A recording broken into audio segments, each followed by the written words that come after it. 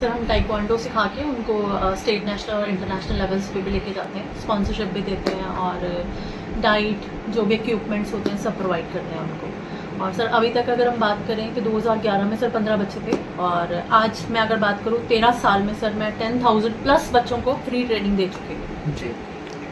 तो ये खास तौर पर स्लम्स एरिया के बच्चे हैं? हाँ जी सर, जो हमारी डेली क्लासेस होती हैं सर वो सारी स्लम के बच्चों के लिए ही होती हैं। और कुछ सर जैसे कॉलेजेस होते हैं, इंस्टीट्यूशन होते हैं, स्कूल्स होते हैं, वो कई बार हम लोगों को बोलते हैं कि आप हमारे यहाँ फ्री कैंप करिए, तो हम उनके यहाँ फ्री कैंप भी करते हैं। उसमें सर बच्चे मिक्स होते हैं, कुछ स्लम्स के भी होते हैं, कुछ अपर क्लासेस के भी होते हैं, लेकिन हमारा कैंप सबके लिए फ्री होता है जी। कहाँ तक बच्चे आपके पहुँच चुके हैं अभी तक? सर हमारे बच्चे सर अलग अलग, अगर तुम जॉब्स के बारे में बात करें तो सर हमारे 7-8 बच्चे हैं जो मतलब सर मिलिट्री सर्विसेज में जा चुके हैं। और इसके अलावा सर NIS कोचेज़ हैं, स्टेट रेफरीज़ हैं और नेशनल रेफरीज़ हैं, और सर इंटरनेशनल रेफरीज़ की तैयारी हो रही है। और सर इसके अलावा बच्चे जो हैं उन्होंने अपनी क्लासेस खोल ली हैं, होम ट्यूशन्स करते हैं। सर मेरा मकसद ही यही है कि जितने बच्चे मेरे साथ जुड़े हुए हैं सबके अंदर एक स्किल डेवलप हो और वो अपनी लाइफ में सेटल हो जाए। ताइक्वांडो भी उसमें भी नेशनल इंटरनेशनल गोल्ड में जी सर कितने? स्टेट, नेशनल, इंटरनेशनल सर सब जगह हम लोगों के बच्चों ने सर जो 35 प्लस बच्चे हैं उन्होंने इंटरनेशनल मेडल्स जीते हुए हैं। इसके अलावा सर अभी तक सर 10,000 प्लस बच्चों को हम ट्रेनिंग दे चुके हैं और उसमें सर हर साल बहुत सारे बच्चे स्टेट में, नेशनल में मेडल्स जीतते रहते हैं जी सर। बहुत सारे बच्चे ऐसे थे जो नशे की लत में थे। बिल्कुल सर।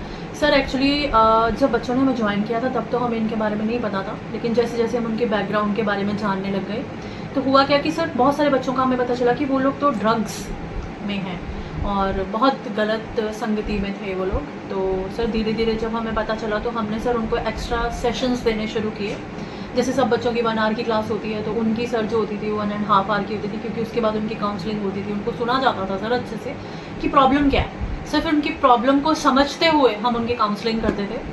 और सर मैं बताऊं विद द ब्लेसिंग्स हम लोग सक्सेसफुल भी हुए।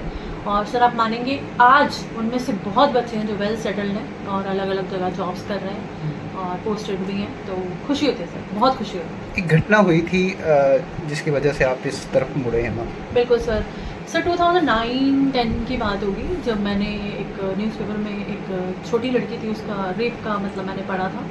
तो सर मैं मतलब उस टाइम बहुत हिल गई थी अंदर से, क्योंकि सर मैं अपने स्कूल कॉलेज में मार्शल आर्ट्स करती रही हूँ, तो सर मैं उस चीज़ को समझ सकती हूँ कि जिनको ये सारी चीज़ें नहीं आती वो किस तरह की स्थिति से गुजरती है जब उनके साथ ये सब होता है। तो मुझे उस टाइम ऐसा लगा कि अब टाइम है कि मुझे कुछ करना चाहिए। सर उस टाइम आप मानोगे उसके बाद मैंने जो मैं स्कूल कॉलेज में करती थी, मैंने शादी के बाद बच्चों के बाद मार्शल आर्ट्स क्लास ज्वाइन की अपने दोनों बच्चों के साथ। और सर मैंने शुरू करने के बाद जब मैंने अपना कोर्स कंप्लीट किया उसके बाद सर मैंने फ्री क्लासेस शुरू की सारे बच्चों के लिए, और स्पेशली उन बच्चों के लिए जो स्लम्स में रहते हैं। और आपको सर पता होगा कि ऐसे केसेस स्लम एरिया में बहुत ज़्यादा होते हैं, क्योंकि माँ बाप तो दिन में चले जाते हैं कामों पे, बच्चे उनके पीछे रह जाते हैं, तो वहाँ पे ऐसी चीज़ें हो जाती हैं।